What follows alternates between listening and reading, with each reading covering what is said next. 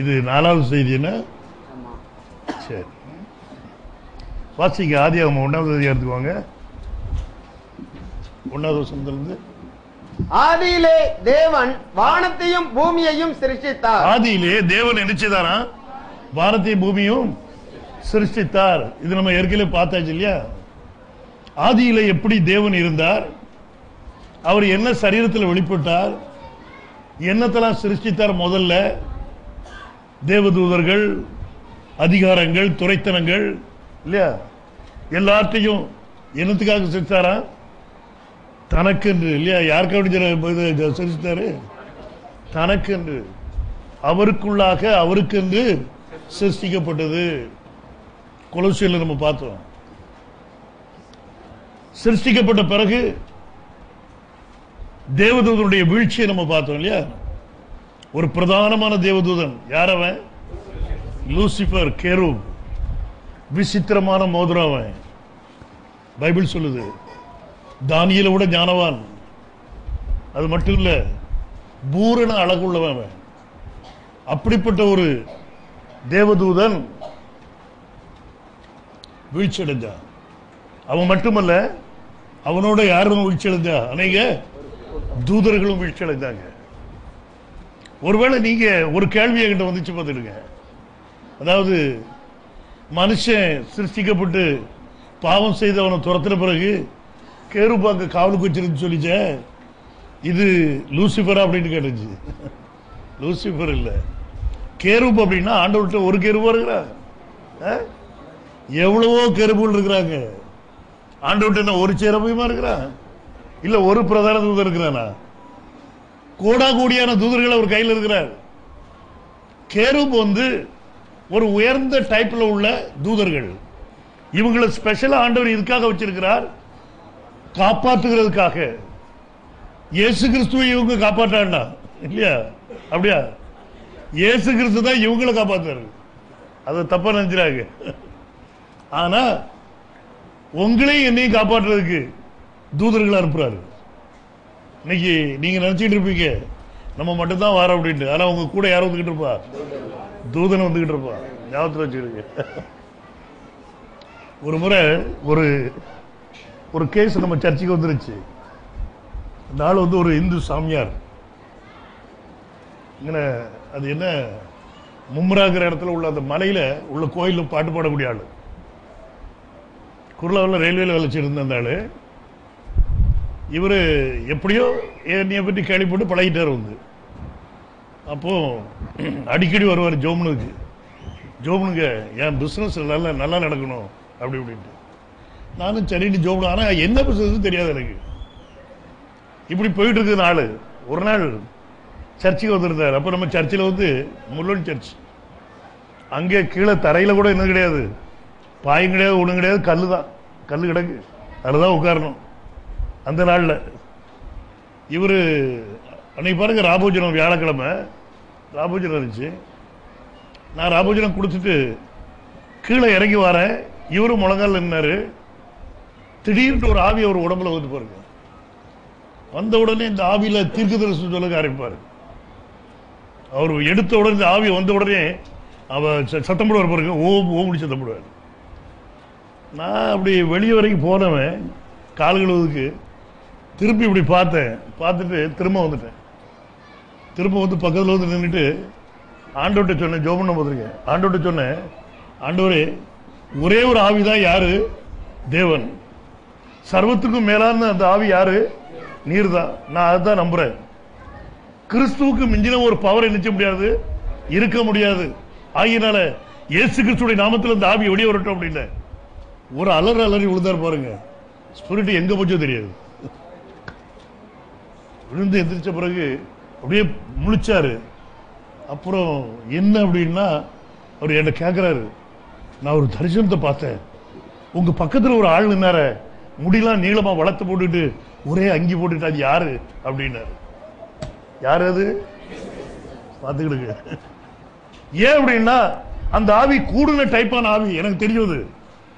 அந்த ஆவியை ஒருவேளை நான் துரத்துறதுக்கு என்கிட்ட பவர் இல்லாம இருக்கலாம், அல்லது அது என்னை எதிர்த்து அடிக்கக்கூடிய அளவு கூட இருந்திருக்கலாம், அதுகிட்ட வல்லமை இருந்திருக்கலாம்.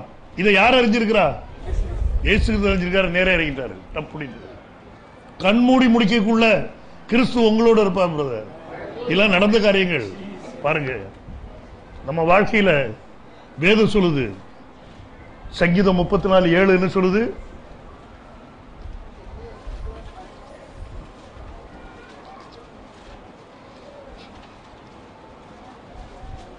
கர்த்தருடைய தூதன் அவருக்கு பயந்தவர்களை சூழ பாளையம் இறங்கி அவர்களை விடுவிக்கிறார். பாத்தீங்களா?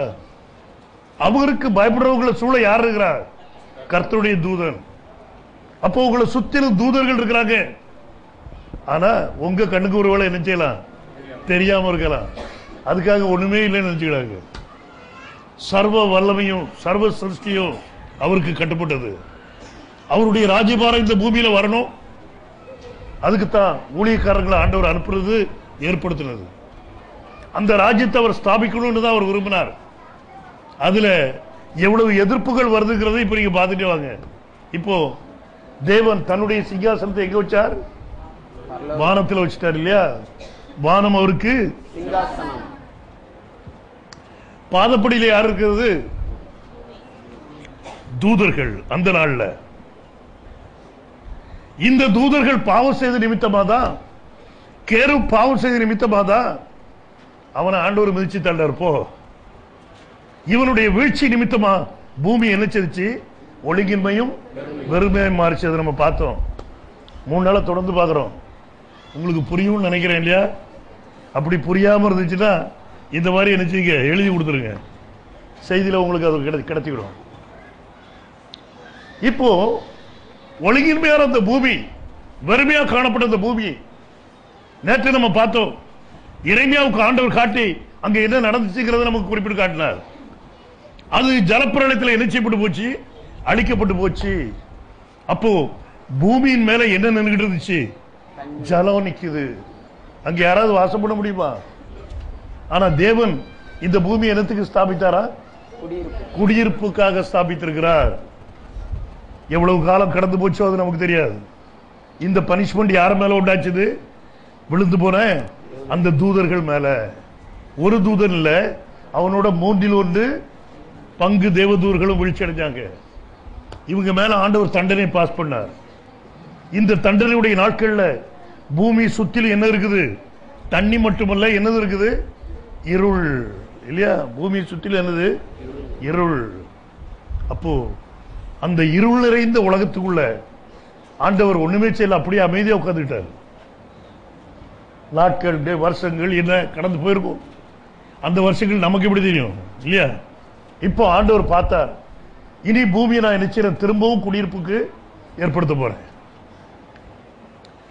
அவருடைய ராஜ்யம் எப்படி இந்த பூமியில ஸ்தாபிக்கப்பட்டு ஆகணும், இதை ஒருவனை நினைச்ச முடியாது, தடை பண்ண முடியாது. தானியேல் 2:44 அப்படி சொல்லுது.